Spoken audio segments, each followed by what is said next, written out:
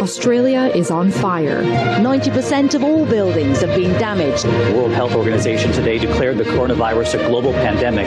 A volcano has erupted near a scenic lake in the Philippines. Deadly series of tornadoes that ravaged the Midwest. Violent storms and powerful floodwaters destroying entire towns.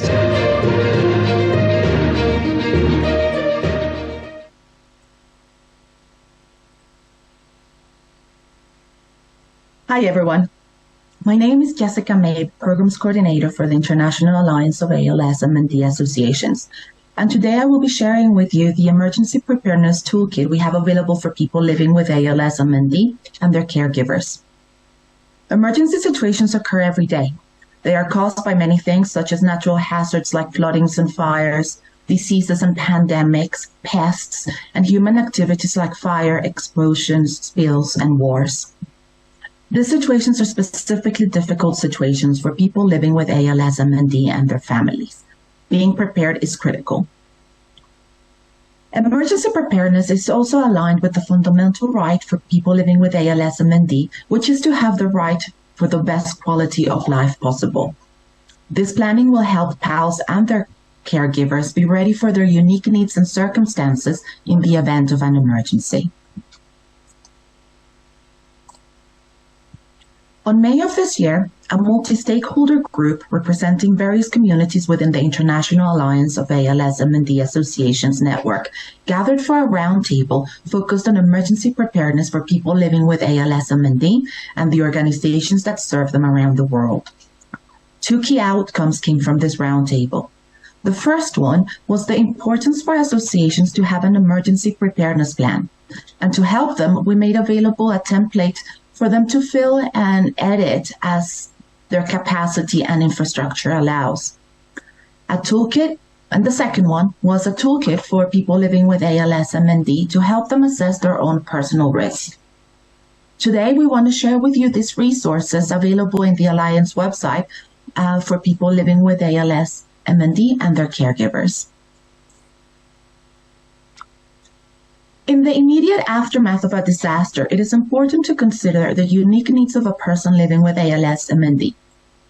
Our Emergency Preparedness Toolkit outlines the most important things to consider for PALs and CALs when assessing their personal risk and making preparedness plans. The toolkit includes where to start checklist to help them start the process of building awareness of what should be considered to build their individualized plan based on their unique circumstances. We also include a medical emergency card, which was an important recommendation that came out of the roundtable. And as you can see, it's not just about the medical data. It also includes a message from the PALs and CALs asking to please work with them as they are knowledgeable about their unique condition. The toolkit also includes a list of forms that include an emergency telephone list, a medical summary table, medicine chart, a table to complete with their personal support network, an emergency supplies checklist, an exercise to complete their own personal assessment, and a checklist of disability-related supplies and special equipment. You can access all the resources and more in our website. The QR code that you see on screen will take you directly to the webpage where you will find the resources and videos from emergency experts. I also want to take this opportunity to invite you to see our poster in the virtual poster hall. And I want to thank you for your time, and we encourage you to share these resources. Being prepared in an emergency is critical for people living with ALS-MND. Thank you.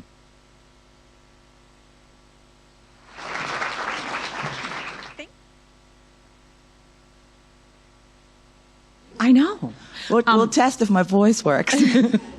That was fantastic. Does anybody have any questions for Jess from the audience?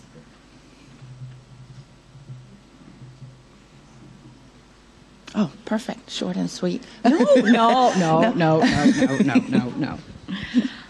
I think it was really important. One of the things that I loved was engaging that caregiver piece, because often we just have an emergency notice, but to be able to say, please check in with my caregiver. We do understand the condition please make sure that you engage both of us. I think that was a really critical piece, and yes. I'm excited to see that you included it.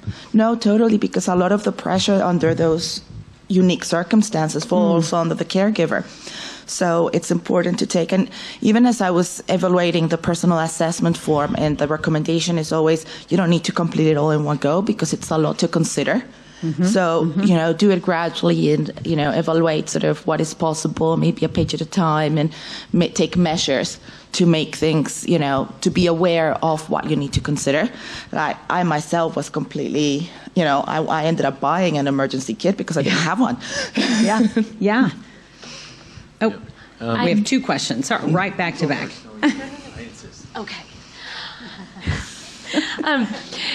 Did you have anything for caregivers in this, that maybe an emergency card or something that says, I am a caregiver for someone with ALS, MND, so make sure you check on them too in case they're separated during an emergency? No, but we will. Well done. Thank you. That's a good one. No, we will. We will add that in, definitely. That's a great point. Yeah. Yeah. I guess my question is, I think preparedness is great, and if word gets out and everyone's done what they should be doing, that's wonderful. But we all have seen videos of emergencies and people who didn't leave their house before the hurricane or flood or whatever. So what is the resource out there if there's an emergency and you need help, and your medical provider, is it the local philanthropies? Would it be like ALS Association, or would it be... It varies. It varies. It's a great question. And it depends from your region, your community, and that's part of the personal assessment that they need to evaluate with regards to what is accessible to them locally. A lot of the ALS associations actually do have an emergency preparedness plan or are currently working on it.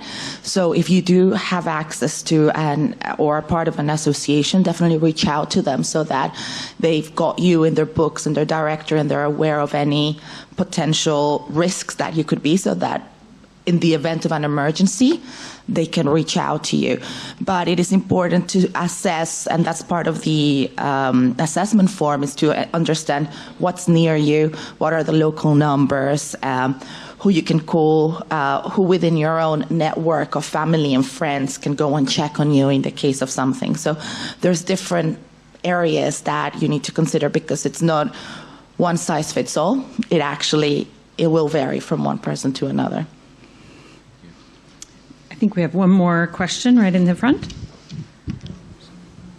Oh, sorry, did I miss someone over here? It's just a comment, actually. Going back to the issue of a card, the organisation formerly known as the Carers Trust, who are caring together, produce such a card, and you basically register with them. You get this card.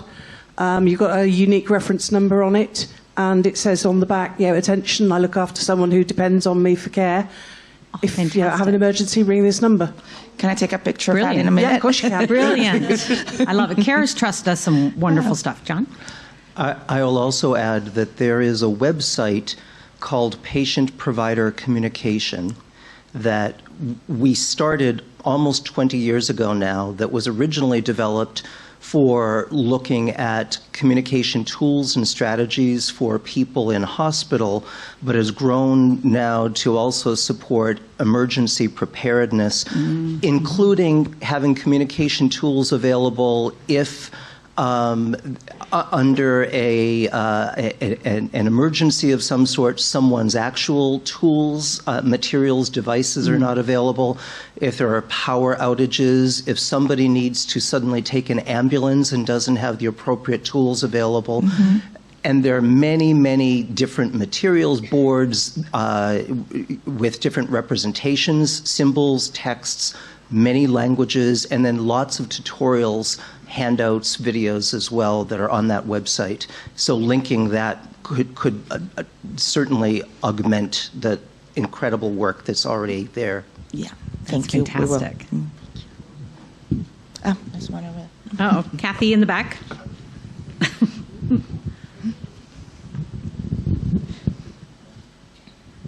Mine's a quick question, and Jess, I don't mean to put you on the spot, so just ignore half of my question if you want. since you took everyone through this process in May, would you give us some idea of how often people should be proactively updating this? And then the second question is, was there anything that rose to the surface for you in terms of like a top tip or something that you should really keep top of mind? So we all know that the journey of every person, or the progression of ALS in any person, is different. So it's a question of understanding sort of how you have seen things have changed in your own unique situation, and do that as regular as possible depending on what has happened. So we put as a recommendation maybe twice a year, but if you needed to do it more often. For me, it was, I think we're all under that situation where we think nothing's going to happen to us. That's that we hear, oh, happened to someone else. But the world is a little bit angry with us right now. Mother Earth is, and we don't know when, we're going to be in a unique situation. So I think it's, whether you're healthy or you have a diagnosis or whatever your situation is, you do need to go through that assessment and realize, how can you be safe? How can you keep your loved ones safe and make sure that you are prepared? Excellent. Oh, I'm not even going to say my name again. I'm just wondering, most of the people here work with patients that have eye gaze communication devices. Mm-hmm. When an emergency preparedness goes, usually the power is the first thing that they shut. Mm-hmm. I'm just wondering if in that kit, are you suggesting people have an alternative communication board or something with their eyes and not battery related? Yeah, we cover that. That's covered in the personal assessment. And it's also, I can't remember in which form it is, but we also say that if you have used different tools with regards to communicate, to have an instruction from the outset that says, this is how I communicate, right? So depending on whether it's an eye gaze, whether you use a tablet, whether you use whichever it is, have instructions and have a backup plan. Because as you say, you don't know what the electricity or when it's going to come back, or whether it got damaged because it was a flood. So that personal assessment is critical because it does take you through these different stages of what you need to consider. Well done. What a wonderful presentation and what an excellent tool. Thank you so much. Thank you.